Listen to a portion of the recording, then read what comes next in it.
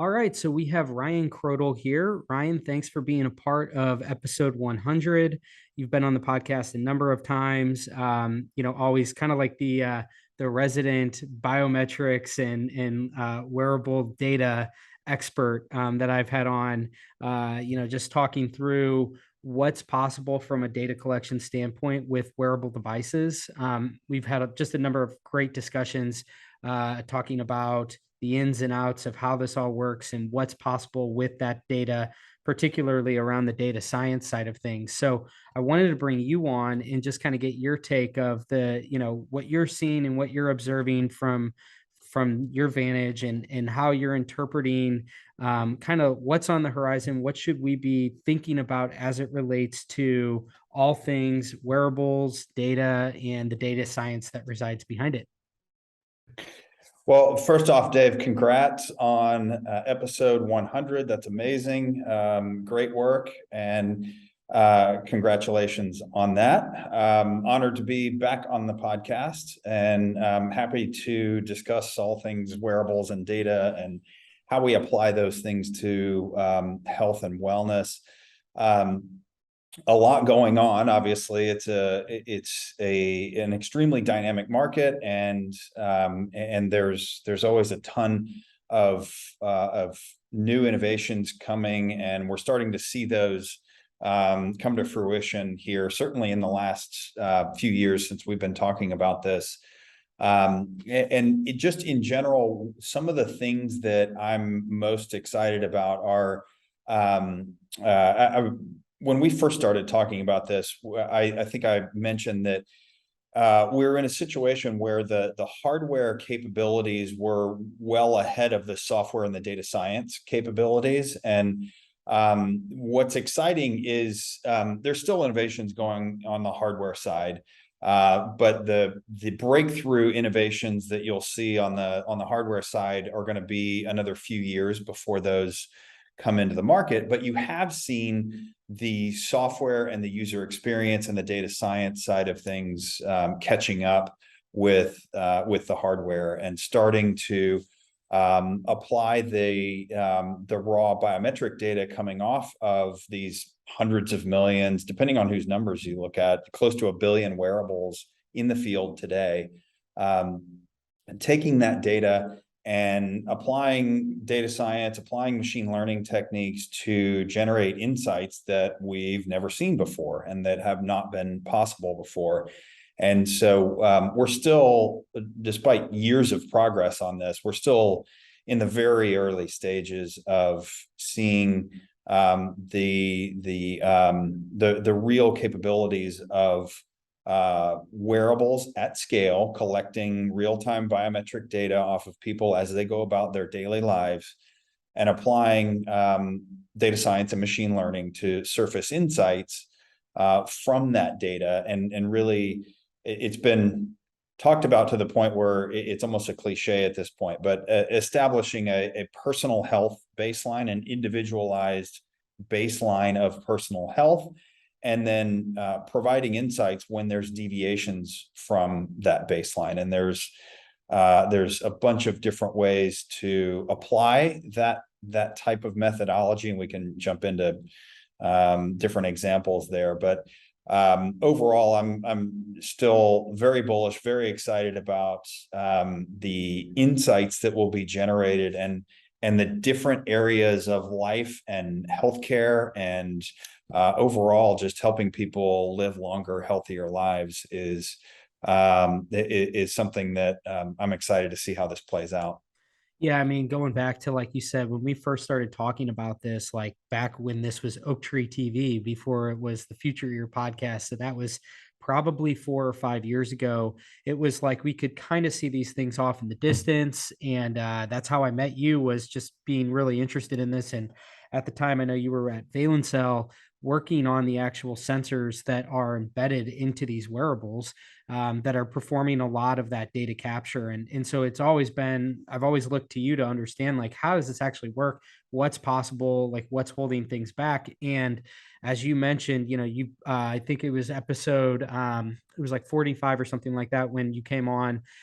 So it was all the way back in 2020. And at the time, I remember, because it was kind of right as the pandemic, it was about a year into the pandemic, if you will. One of the really interesting things that I think was coming out at the time was that you had all of these sort of anecdotal examples of people that were tweeting out their Oura Ring data or their Whoop data that were showing spikes in the longitudinal health data set that you just described there, basically deviations from their baseline. And then 2 days later, they tested positive for COVID. And for me, that's when this started to kind of really materialize in my mind of how this graduates, because for a long time, you think about this portion of the wearable offering, and you go back to, basically the first Fitbits being glorified pedometers, step counters, and then you give it time to percolate. And again, going off of a lot of the conversations we've had, knowing that it's not as much that there's been a whole bunch of breakthroughs in how you capture the data, it's how you actually use machine learning and all the different data science methods to make sense of that data. And that's what we're really underway with right now, is generating real insights into this data. And I think that is that things are starting to really get interesting at the wrist level. And I think that the wrist is just such a precursor for what's to come with the ear. We know that you now have two hearing aid manufacturers that have this as an offering, to have these biometric sensors embedded. You have the Starkey Livio line, and then Phonak has their new line that has the PPG sensor baked into it. So it seems like we're sort of at this really early onset of a totally new set of use cases that are already sort of becoming realized at the on the at the cousin of the ear hearables with what's going on at the wrist. And so I just want to kind of get your thoughts of how you see the next few years unfolding, based on what you're observing in terms of like what are the next breakthroughs that we should probably be looking out for. Yeah, so yeah, there's a lot to unpack there. So I think you'll continue to see the proliferation of biometric sensors in all kinds of different wearables and hearables. So the collection of that biometric data coming from a variety of different sources and feeding into a common repository. We'll come back to that in a moment, but so things at the wrist, certainly people love to wear things on their wrist, but it's a pretty difficult place to measure biometrics with most of this sensor technology. The ear is a great place to measure, as we've talked about before, biometric signals, and especially in the case of something like hearing aids, when the primary use case requires the wearing of that device pretty much all day, every day, certainly in waking hours. And that platform provides a unique value proposition from a biometric standpoint to collect data at one of the best places on the body to measure biometrics and feed that data into an analytics platform that can surface insights, especially in a user population that generally has some health concerns, or generally has a trajectory towards some higher prevalence of health concerns, if not multiple comorbidities. And so so the insights that can be generated from those types of platforms in that patient population are provide a much larger opportunity.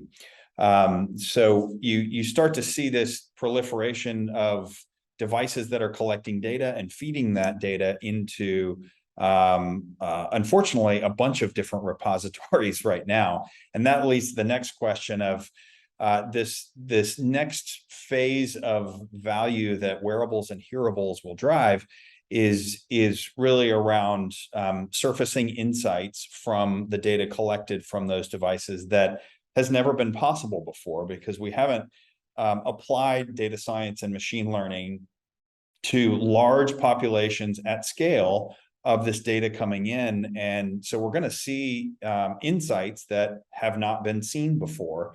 And that's both a blessing and a curse in that you don't necessarily know what you're looking for, but there's not necessarily clinical value. So you get back to what is the use case for this? Is it a more of a consumer-based use case where you're trying to just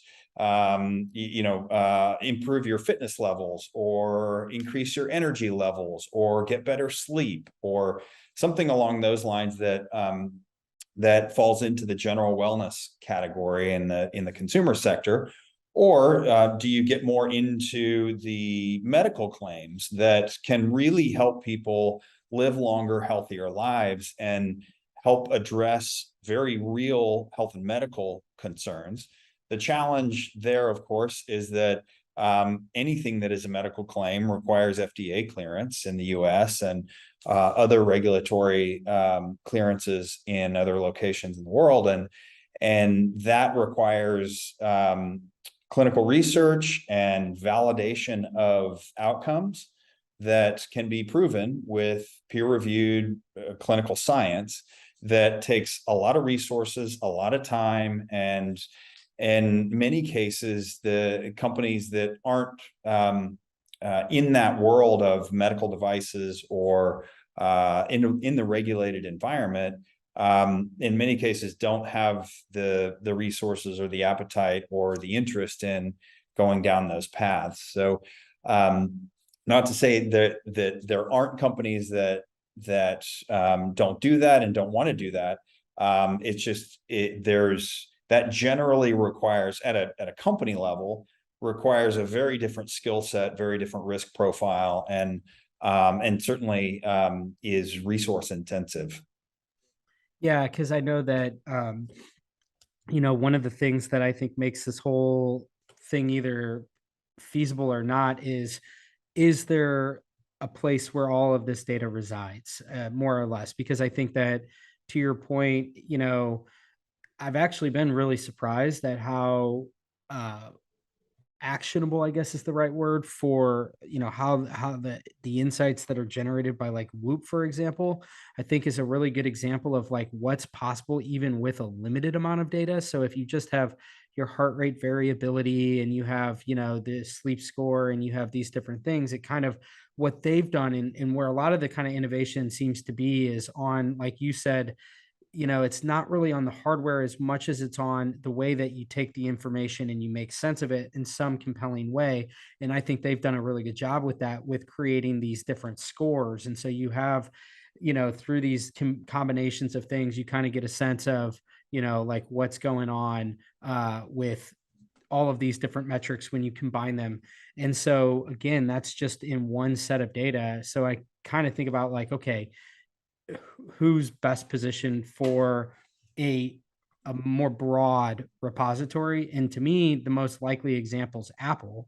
And I'd be curious to get your thoughts on this in terms of, is this in Apple's future, you think, of kind of being home to lots of different inputs of data, whether it be wearable data, but also your electronic medical records, things like your medical history, vaccinations, your audiogram that you upload into there, right? Like, and that's where it's like, wow, if you had the ability to, combine all of these different things, like the kind of insights that you could generate from that seems to be a really compelling set of use cases. And honestly, maybe motivation for people to want wearables in the sense of, I want more inputs into my repository for even more robust insights.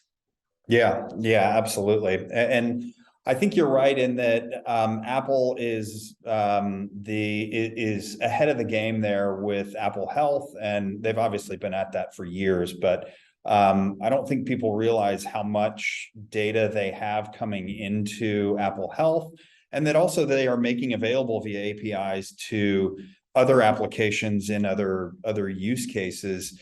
Certainly they've added in the EMR data. They've obviously got the wearables data. They'll pull in nutrition data from nutrition apps. They'll pull in environmental data from environmental sensors. So you can see the collection of a variety of different contextual data that has the potential, at least, to be extremely valuable. I think it's going to be very interesting to see what they end up doing with that, because Apple's still very much a hardware company, and so far they have used Apple Health as a way to make their hardware ecosystem stickier and get more people to either come into the ecosystem or stay in the ecosystem.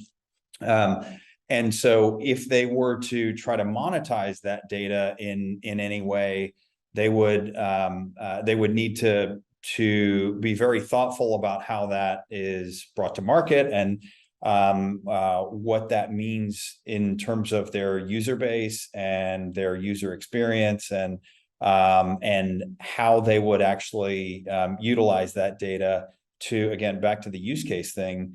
What are they going to enable for the use cases in their users to help them solve a problem or multiple problems in their lives? So you can also see, though, that their focus on privacy is a big will be a big factor in whatever they end up doing with Apple Health and in monetizing that data in some way or another.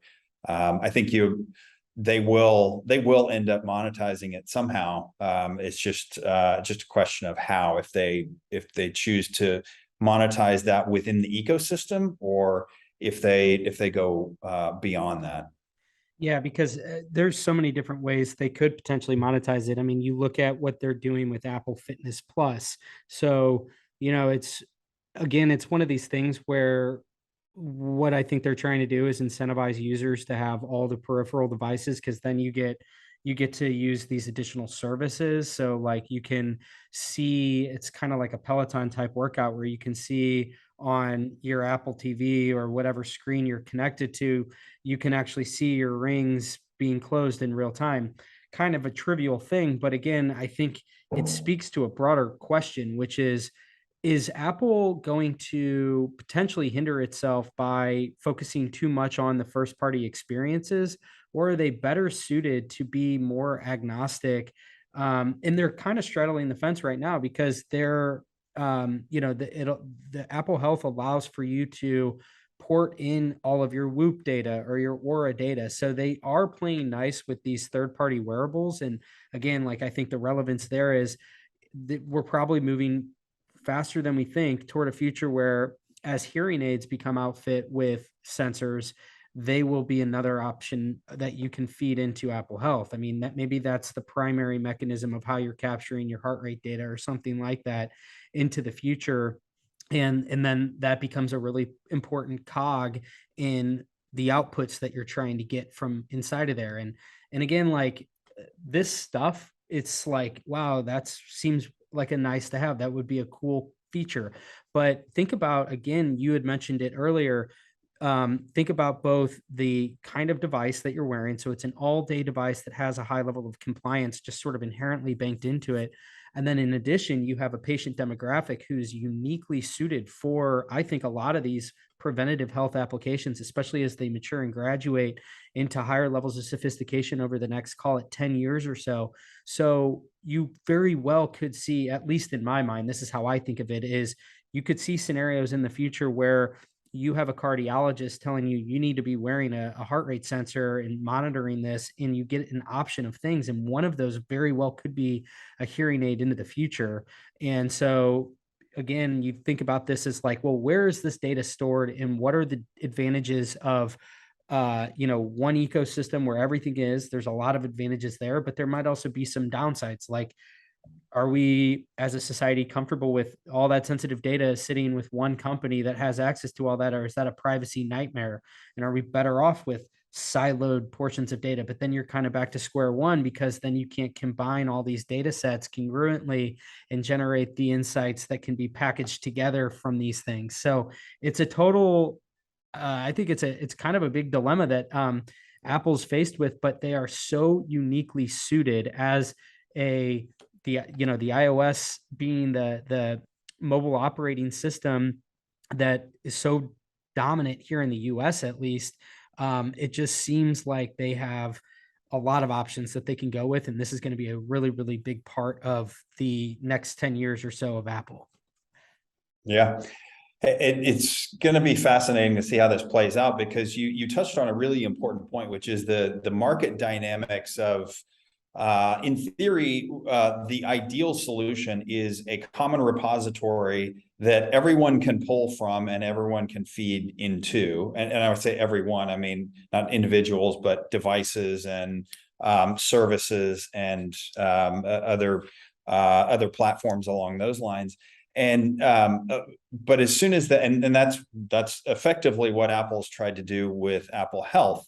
But as soon as they try to monetize that, then the competitive dynamic changes of all of those inputs that are coming into Apple Health. They're also trying to make money. And so if they're feeding a potential competitor with data that they're trying to monetize as well, there's an inherent conflict there that is presenting challenges just in the overall market structure. But then you also have the piece of it that if you're stuck with a bunch of different silos, then each of those silos is trying to build up and repeat what it already exists in some of the other silos. And so I won't claim to know how this is going to play out, because there's so many moving parts, and it's such a multifactorial challenge of how this market's going to play out. But I think what you will continue to see is there's the wearables market has long been a top heavy market with the top, call it 3 or 4 companies driving the majority of the value there. I think in terms of the usage of the data, there's the opportunity for, and I think you'll likely see this play out of it will be a much more fragmented market, more segmented by use case than any individual device. You know, most of the wearables market is typically broken down by smartwatches and fitness bands and hearables and relatively clean lines among those devices. But as you get into what's done with that data, I think you're going to see it massively fragment by the use case, even within the consumer realm, but then even more so within the health and medical realm as you get into specific disease states or different conditions where specific data can be valuable and applicable there. And you just look at a company like an AliveCor that's been laser focused on atrial fibrillation detection for many, many years and done a phenomenal job with their hardware, but also their user experience, their clinical research, and the validation of that technology they've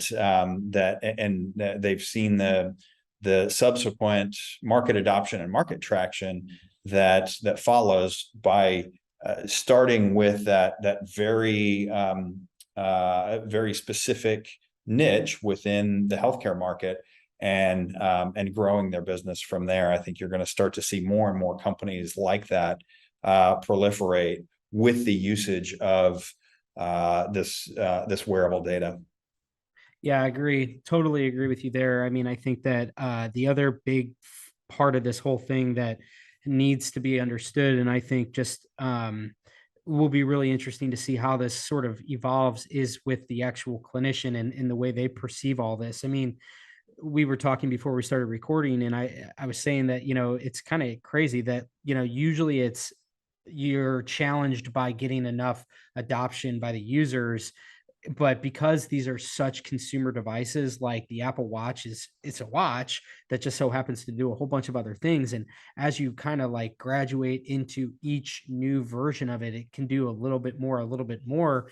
And then you're ultimately left with a population of people that are wearing things that can kind of directionally do some diagnostics, but that's where I think things are going to get interesting is like, I'm not sure if clinicians will be fully on board with the idea that these things are diagnostic tools. And so, how can we, like, how do these things sort of still exist and maintain relevance in, broadly speaking, in from a medical standpoint without being full blown diagnostic pieces of equipment? And Mm. that's sort of another one of these major questions that I have with wearables is like, how far can you really go without crossing into the diagnostics territory while Yeah. still sort of gradually becoming more and more valuable in what you can do? Again, even going back to the COVID example of, it's not necessarily that I think people are looking for something that says you have COVID, although that would be great.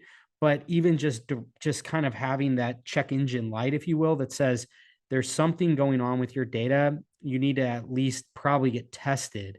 And it seems like there's a lot of different examples like that of, just having a semblance of what's going on is better than having no idea what's going on. Yeah, yeah, I think you're spot on there. And one of, if there are any silver linings to COVID, one of them has been to really shine a spotlight on the wearables and the capabilities, even with today's technology and of wearables, to be able to identify again a change in that personal baseline. And you saw that with Aura and Whoop and others who retrospectively were able to see changes in their data that indicated something was going on. Their body was, those individuals' body was fighting off some form of illness or was under some form of stress that was not normal. And so, to your point around check engine lights, we're there. That the capabilities of existing wearables are there today to be able to, just with resting heart rate and heart rate variability and maybe a temperature sensor, the ability to show, okay, something is going on. Your body's fighting some kind of illness or disease, and you should go get checked. I think we're certainly within that realm, and I think we're going to be there for a while. I think we're a long way away from any devices and services on top of these devices getting to the level of diagnostics that's extremely difficult to do at scale without human intervention at this point with the current state of the technology.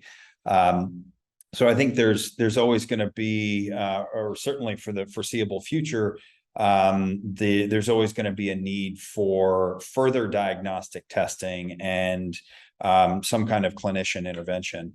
One of the areas that will be interesting to see also is clinicians are historically very slow to adopt new technology and change.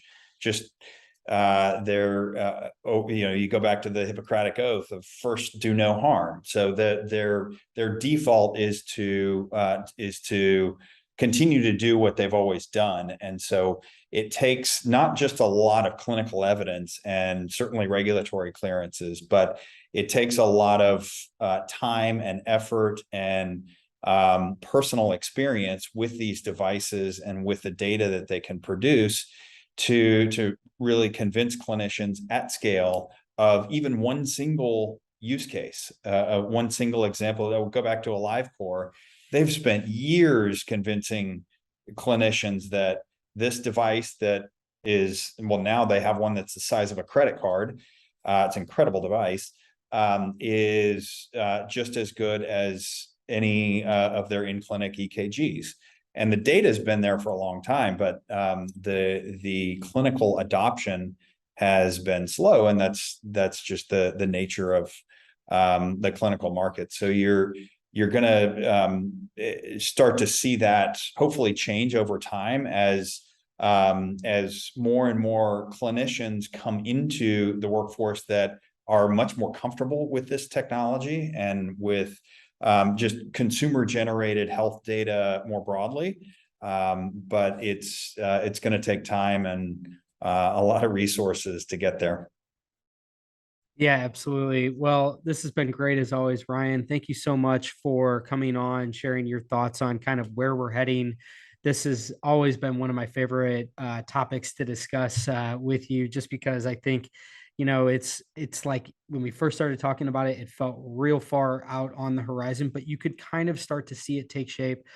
And now here we are, and it's just really exciting to see hearing aids starting to take on this new feature and functionality. It's going to be a long trek. It's not like this is going to just suddenly happen overnight, but I think that we're moving in a pretty cool direction where there's about to be a new set of use cases unlocked by these kinds of sensors moving up to the ear. And I'm just really looking forward to having more conversations with you in the future about how this all continues to evolve. So thank you so much for coming on here, episode 100. Thanks, Dave. It's great to be here, and congrats again.